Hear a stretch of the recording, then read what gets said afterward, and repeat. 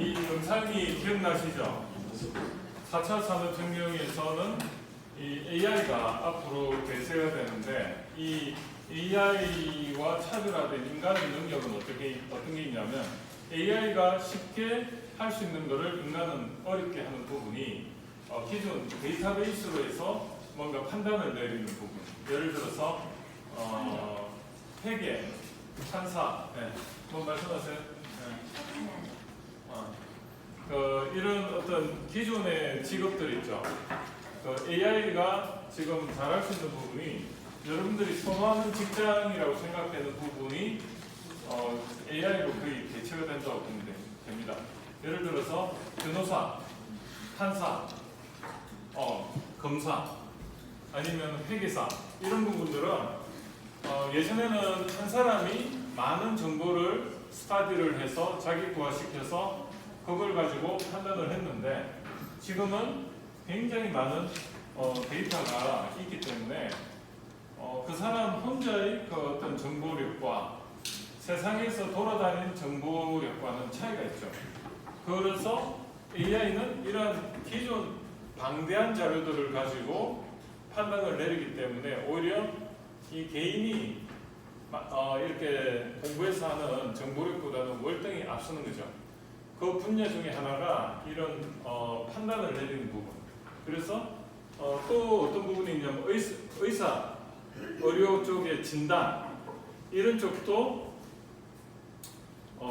지금은 의사분들이 자신의 그 경험을 가지고 판단을 내리는데 이 판단하는 게 한계가 있어요. 개인적으로 판단하는 경우 수는 본인이 경험하는 범위 내에서도 이렇게 판단을 못합니다.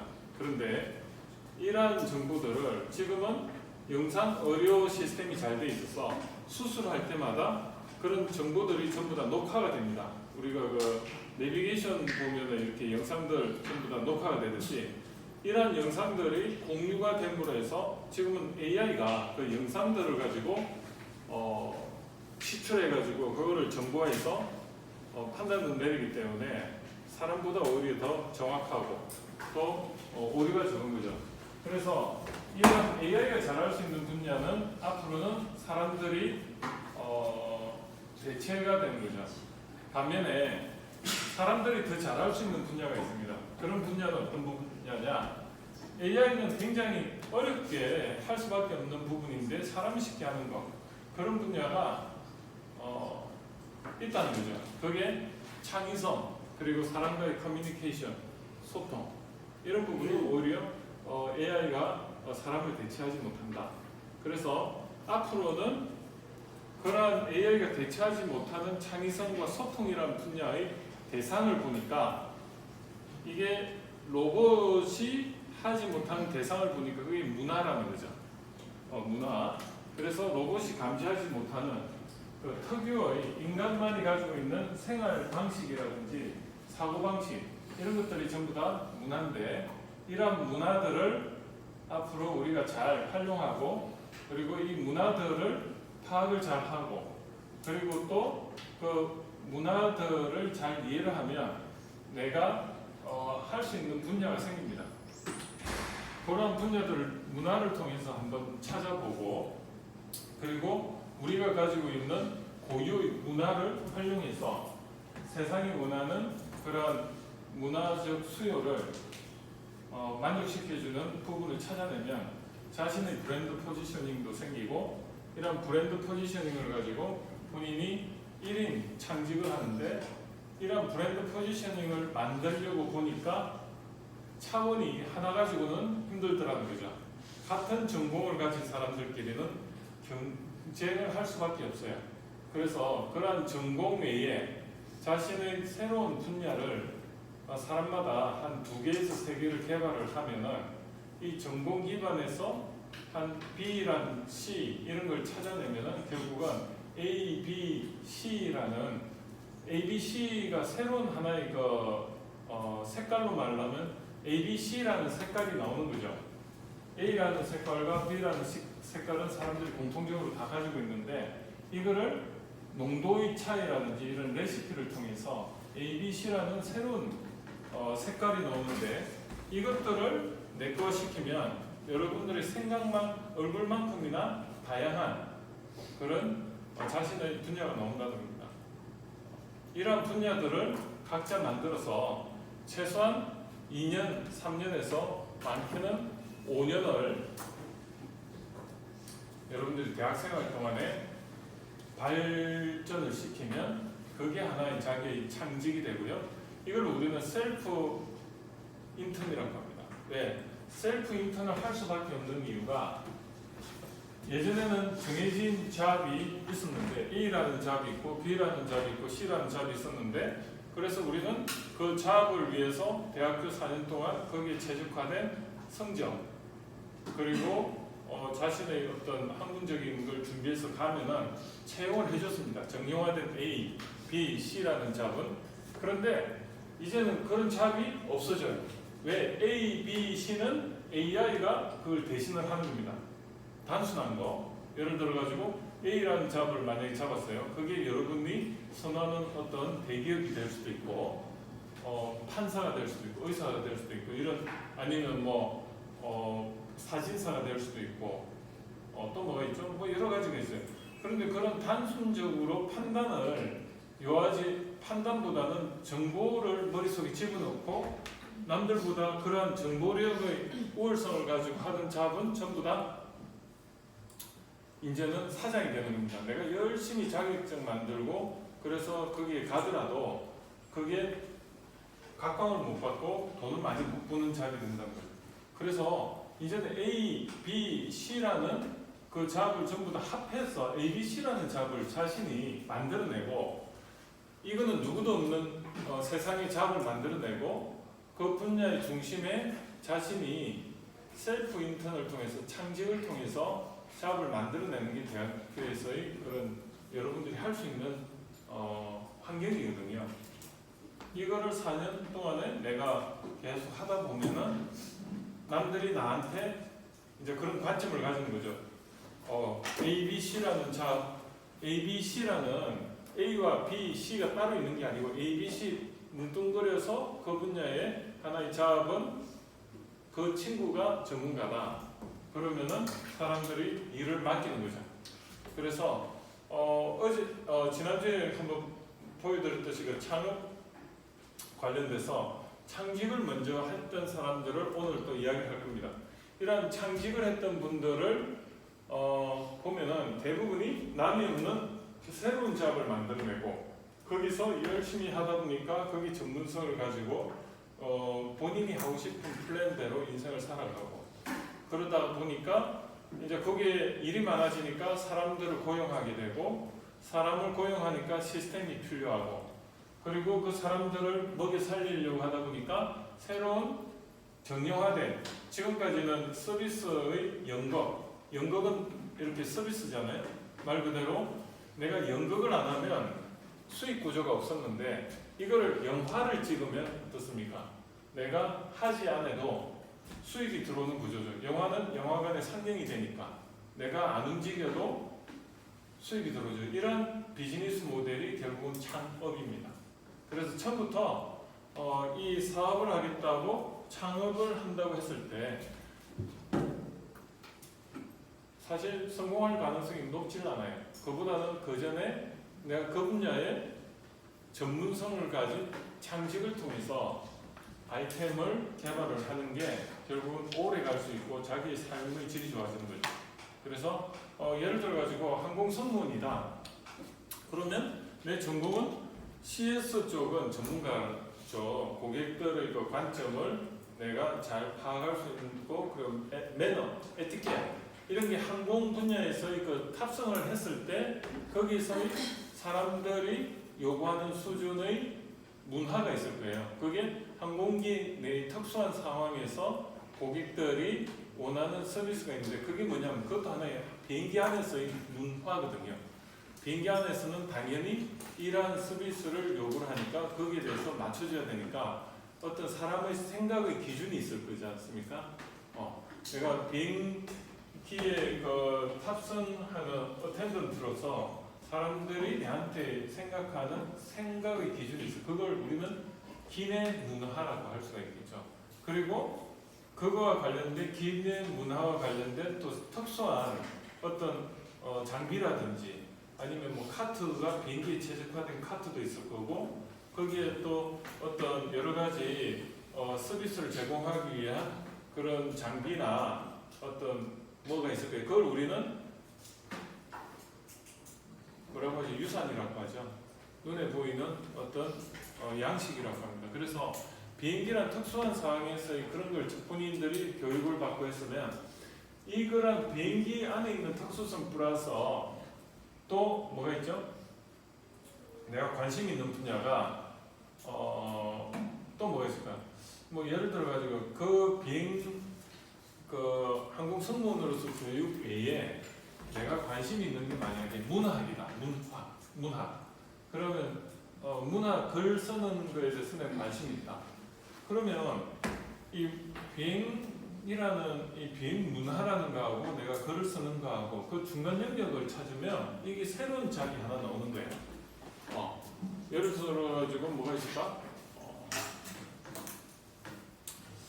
비행기 안에서의 어떤 그 문화에 대해서 본인이 예리한 통찰력을 가지고 글을 써 나갔을 때 항공 승무원 작가가 되는 거죠. 그러면 남들과 조금 차별화돼 그런 자기의 포지셔닝이 생기는 거죠. 그래서 항공 승무원으로서 작가야. 그래서 비행을 탔을 때 남들은 단순히 원 오브 댐으로 그냥 서비스만 하고 이렇게 했을 때 와, 이 사람은 이 항공 승무원 작가로서 그 항공기에서 어떤 일어나는 상황을 누구보다도 잘 알고 이걸 가지고 한번 글을 쓰는 거예요. 그러면 어때? 세상 사람들이 비행기 안에서의 특수한 상황에서의 어떤 항공 승무원의 그 생각을 알기를 원하는 사람들이 있어요. 그런 걸 타겟을 통해서 일반 대중들은 궁금한 거야. 다른 사람들은 본인들은 사실 당연한 일인데도 불구하고 항공 승무원으로서 전 세계에 돌아다니면서 그러한 경험을 했던 걸 기반으로 해서 그래 항공기의 그 특수한 상황을 가지고 자기가 세계 여행 거기 각 나라마다 그 갔을 때 그 느낀 점, 뭐 본 점 이런 정보들을 자기 나름의 관점에서 적어놔서 블로깅을 하고 SNS에 올렸을 때 아마 파워 블로그가 되는 건 순식간일 거예요. 그죠? 항공 승무원으로서 예를 들어 가지고 비행기 안에 물품부터 비행기 안에 요즘 핫한 트렌드부터 또 뭐가 있어요? 비행기 그 속한 비행기 그 비행사를 자기가 또 간접적으로 홍보도 해주고 그리고 또 공항에서 트랜지트 할 때 일어났던 그런 것들을 사진으로 찍어가지고 블로깅하고 인스타그램 올리고 했을 때 어때요? 그 사람을 통해서 그 세상 돌아가는 동선에서의 그런 거 모든 걸 다 파악을 하죠. 그러면 거기서 팔로우가 만약에 한 10만 이상 되었다. 10,000명만 넘으면요. 월 수익이 얼마인 줄 아세요? 한 명당 마케팅 할 때 한 명당 유입수를 했을 때 한 사람 들어오면 얼마를 받을 수 있을까? 광고 스폰서가 만약에 만약에 내가 1,000명을 모았어. 그러면 광고 스폰서한테 가가지고 내가 1,000명을 대상으로 광고를 할 테니까 내한테 스폰해 주세요 하면 얼마를 광고 스폰서가 한 명당 얼마를 쳐가지고 돈을 스폰해 줄까? 1인당 그럼 만원? 한번 예를 들어보세요. 그 네이버에 SNS 이렇게 네이버에 보면 광고 올라가죠. 메인 여러분들 보면 PC나 스마트폰에 광고 딱 뜨죠. 그 올라가는데 한번 클릭하면은 얼마를 네이버에 그 스폰서가 지불을 할까? 얼마를 지불할까? 한 번 그냥 클릭하면요. 100원? 얼마? 최소 10,000원에서 비싸면 50,000원이에요. 왜냐면 우리 대한민국에 네이버 안 보는 사람이 있습니까? 메인 일간지보다 더 비싸요. 그러니까 만약에 그 메인에다가 광고를 올리려고 하면 5,000만 원 하면은 그 있죠. 한 5,000번 더더더더 하면 그냥 누가 한 명 마음 독하게 먹고 들어가가지고 5천번 순식간에 누르면 5천만 원 날아가는 거예요. 그리고 네이버는 광고 내려요. 왜냐하면 5천만 원 받고 5,000번 클릭할 때까지 그걸 올려주거든. 그게 광고 시장이에요. 그런데 네이버는 아니니까 우리 같은 경우에 여러분들이 그 유튜브에 내 강의를 이렇게 올렸어. 그 강의를 누군가 보고 클릭을 했어. 그러면은 좋아요 한 번씩 누르잖아요. 그 클릭한 게 한 만약에 1,000명이 모아졌어. 그러면 이제 광고 스폰서가 공식적으로 붙어요. 그러면 그 얼마를 내가 받느냐? 만약 10,000명이면, 10만 명이면, 100만 명이면 보통 그 10만 명 정도면 10만 명 정도면 얼마 받아요? 이게 뭐냐면 굉장히 여러분들이 수익 구조와 관련이 있어요. 하루에 만약에 한 명이 100원의 그 광고 효과가 있다. 그러면은 100원이면 어떻게 되죠? 1,000명이면 100원, 한 명이 100원이면 10명이면 1,000원이죠. 100명이면 10,000원이죠. 그래서 100명이면 10,000원이에요. 1,000명이면 10만 원이에요. 그죠? 1,000명이 10만 원이에요. 자, 하루에 1,000명 들어오면요. 만약 1,000명을 좋아요 눌러줬다. 그럼 10만 원의 최소 10만 원의 가치가 있는 거예요. 근데 이게 1,000명일 때하고 10,000명일 때하고 이게 티핑 포인트가 달라요. 그래서 한번 계산을 한번 해볼까요? 궁금하니까. 이게 광고 생리가 이렇습니다. 여기서 여기 광고 수익이 어떻게 되냐면 여기가 유입수 하면 이게 요렇게 리니어하게 가는 게 아니고요. 이게 요렇게 가다가 이렇게 뛰어요. 오히려 왜냐하면 사람이 사람을 부르니까 상에 노출될 확률이 높아지죠. 그래서 이게 만약 1인당 100원만 칩시다. 그러면 1,000명이 만약에 들어왔다. 그러면 1,000명이면 곱하기 100 하면 얼마죠? 10만 원이죠. 10만 원이 돈이 돼. 그러면 만약에 10,000명이다. 그럼 100만 원. 그런데 100만 원이 어느 시점이냐? 보통 이게 한 10,000명 정도면 요 정도라고 보면 되는데 여기가 10,000명이라고 합시다. 10,000명일 때 여기가 100만 원인데 이게 10만 명이 됐다. 10만 명이 됐다. 그러면 이게 당연히 1,000만 원이 돼야 되는데 1,000만 원이 아니고요. 곱하기 한 3배 정도 돼요. 3,000만 원입니다. 100만 원이 아니고 300만 원이 돼요. 아니, 볼까? 10,000명, 10만 명이면 1,000만 원인데 3,000만 원이 되는데 3,000만 원. 1,000만 명이 10만 명이 들어. 그래서 왜 이런 말씀 드리냐면 우리 네이버에 나 유튜버들하고 뭐 이런 SNS에 여러분들이 내가 한국 성우으로서 만약에 글 작가다 그리고 파워 블로그가 됐어. 그럼 블로깅을 계속해요. 그러면 이거를 하는 사람하고 안 하는 사람은 차이가 많은 게 본인이 이걸 하면은 하나의 기자 역할도 하고 세계를 움직이는 세계를 돌아다니는 하나의 작가 역할도 하고 그러니까 기자, 작가, 항공승무원 그리고 뭐 또 글 작가도 되고 이런 포지션은 딱 중간이 되는 거예요. 그러면 이 팔로워가 10,000명 정도만 돼도 내가 비행기 탈 때 비용에 100만 원이 더 들어오는 거예요. 근데 거기 SNS상에 블로그만 있습니까? 인스타그램만 있습니까? 페이스북만 있습니까? 다 있잖아. 유튜브 있고. 이 하나를 만약에 잘 올리면 이걸 링크를 해가지고 여러 군데 또 놓을 수가 있잖아요. 그러면 곱하기 4가 되고요. 이게 기하급수적이에요. 그래서 이런 원리를 아는 사람하고 모르는 사람하고는 앞으로 수익 구조가 다르고 삶의 질이 다르다.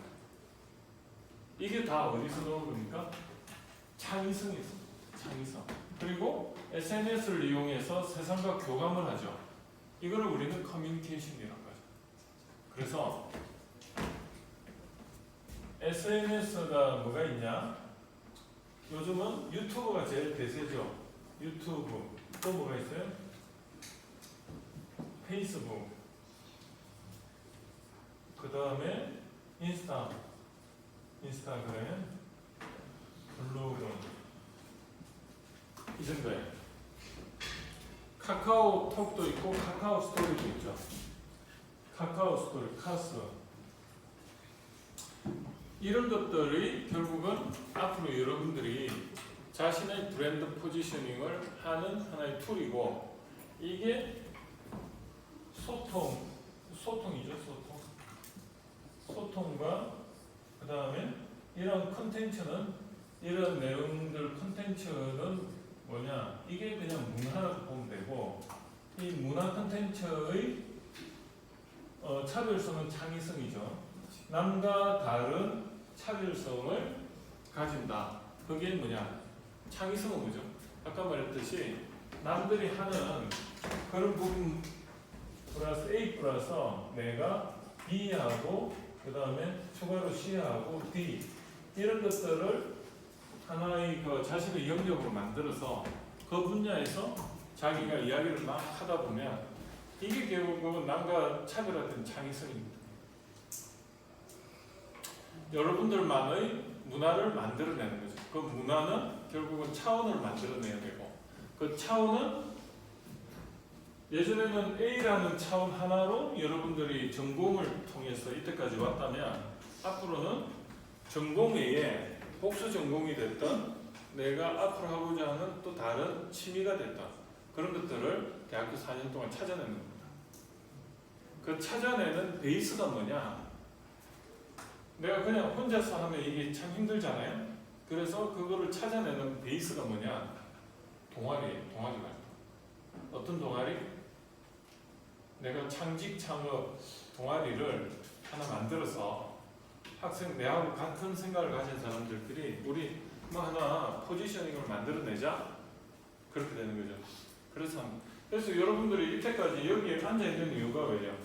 우리나라가 성적이란 A라는 그 차원 하나로 모든 걸 재단을 하잖아요. 여러분의 창의성과 이런 문화, 소통 이런 건 전혀 고려하지 않고 단순히 학점 아니면 뭐 시험, 정시 시험 이런 걸 가지고 줄을 세워서 재단을 하니까 결국은 여러분들의 그 창의성이라는 거는 이거는 성적으로 평가받을 수 있는 차원이 아니거든요. 그런데 그렇게 할 수밖에 없는 현실이 또 워낙 공평성을 중요시 여기다 보니까 뭔가 하나 기준을 가지고 하는 거예요. 제가 여러분들 여기 앉혀가지고 제가 여러분들한테 이러한 창의성과 소통이라는 걸 중심으로 강의를 하다 보니까 제가 여러분들 시험으로 이거를 평가할 수 있습니까? 평가가 안 되죠. 평가 안 되니까 어떻게 해요? 출석 뺏겨있죠. 또 뭐가 있어요? 시험, 그죠? 이런 뭐 아니면 근면 성실성 이런 것밖에 여러분들을 판단할 수 없는 거예요. 그래서 저도 울며 겨자 먹기식으로 출석을 철저히 할 수밖에 없는 게 다른 이유는 없습니다. 인공지능, AI의 역량이 하루가 다르게 발전하면서 미래 일자리에 대한 불안이 갈수록 커지고 있습니다. 정말 인공지능으로 이렇게 또 제가 이걸 눌렀구나. 자, 그래서 이제 정리 한번 다시 해볼게요. 앞으로 세상은 AI가 우리의 정신적인 노동은 대체를 한다. 그럼 우리는 정신적인 노동이라는 건, 노동은 뭐죠? 창의적이지 않고 소통 없고 그냥 반복적인 일이죠. 그걸 우리는 노동이라고 해요. 운동하고 노동의 차이점은 운동은 창의적이고 내가 하고 싶은 걸 하니까 건강이 이로와요. 몸도 좋아져요. 그런데 똑같은 일을 하는데 이거는 아무 의미를 안 두고 그냥 반복적으로만 하면 이건 노동이 되는 거예요. 그런데 이때까지는 1차 산업혁명부터 3차 산업혁명까지는 1차 산업혁명은 육체적인 권력을 대신해서 기계라는 게 생겨났고 거기에 1780년대 2차 산업혁명은 전기라는 걸 통해서 또 우리가 근육을 대신해서 뭔가 전기를 가지고 에너지를 쉽게 이용할 수 있는 그런 환경이 된 게 1870년대 1780이 1차 산업혁명 1780이 1870이 2차 산업혁명 외우기 좋죠? 그 다음 3차 산업혁명은 PC라는 게 나왔어요. 컴퓨터 PC 1969년 이때가 3차 산업혁명 때 우리는 PC를 통해서 뭘 할 수가 있어요? 데이터를 프로그래밍해서 육체의 그 반복적인 것을 PC로부터 대신을 하게 함으로써 우리는 육체적인 노동을 반복적인 노동을 해방이 됐어요. 그래서 그때 PC라는 게 나왔을 때 처음에 나왔을 때 우리는 위기감을 가졌어요. 왜? 우리가 예전에는 프로그래밍을 통해서 이렇게 하지 않았을 때는 사람이 육체적인 노동을 통해서 반복적인 걸 하다 보니까 잡이 반복적이지만은 그래도 잡이 생겼는데 이 컴퓨터가 나오므로 우리 프로그래밍에서 하다 보니까 이 3차 산업혁명이 나오고 나서 사람들 위기감을 가져서 우리는 다 잘리는 게 아니냐. 그런데 지금 어떻습니까? 육체적인 노동으로부터 해방이 되니까 좀 더 창조적인 일을 하게 되었죠. 근데 4차 산업혁명은 의미가 뭐냐면 정신적으로 반복하는 그런 노동들을 로봇이 다 PC가 컴퓨터의 인공지능이 대체를 해주는 거예요. 그럼 우리는 12시간 중에 실제로 업무를 보는 것 중에 반복적인 게 뭐가 있냐 보면은 전화 받는 거, 고객 응대하는 거, 그리고 엑셀로 정리해서 매일, 매주, 매월 반복하는 임금 계산, 세금 계산 이런 거죠. 이런 것들은 전부 다 AI가 다 해준다는 거예요. 그러면 12시간 중에 8시간이 그러한 내용들로 대체로 채워져 있다. 그럼 나머지 4시간만 우리가 고민하고 뭔가 새로운 일을 더 잘할 수 있는 걸 고민하고 이런 쪽을 4시간만 해왔는데 이 4시간만 일하면 된다는 거예요. 그러면 이 4시간을 일하게 되면 어떤 상황이 발생될까? 일단 출퇴근 시간이 구애를 받습니까? 안 받습니까? 안 받아요. 예전에는 9 to 6로 일을 할 때는 사람들이 아침부터 정시에 나와서 오후에 퇴근을 할 때까지 일을 반복적인 일과 창의적인 일이 섞인 상태에서 일을 했어요.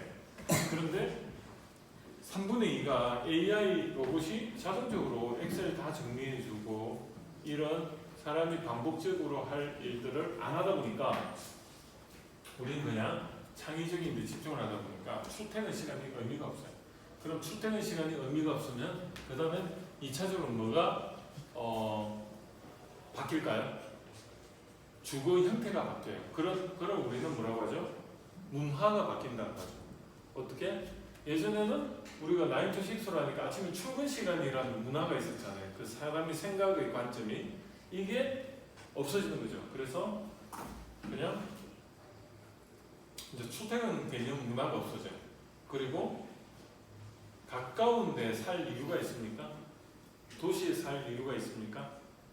예전에는 출퇴근을 해서 사람들이 모여서 이야기를 해야 되는데 이제는 그런 출퇴근의 그런 부담이 없다 보니까 어디서든 anyway, anytime 커뮤니케이션이 될 수 있는 5G 영상의 5G 속도의 8K 영상 아주 거의 실물과 다름없는 그런 영상을 보면서 서로가 커뮤니케이션을 하니까 대면 미팅이 필요가 없는 세상이 그냥 대면으로 직접 안 만나도 가상으로 서로가 보면서 실제 있는 것처럼 인터페이스가 되는 걸 우리는 UX, UI 인터페이스라는데 이런 것들이 구현이 되면 이제는 서로가 안 만나도 돼요. 그러다 보니까 직장도 의미가 없어져요.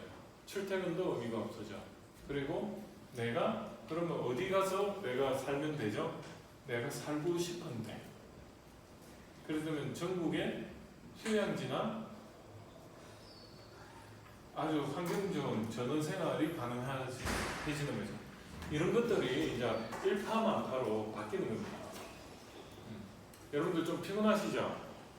좀 쉬었다 할까요?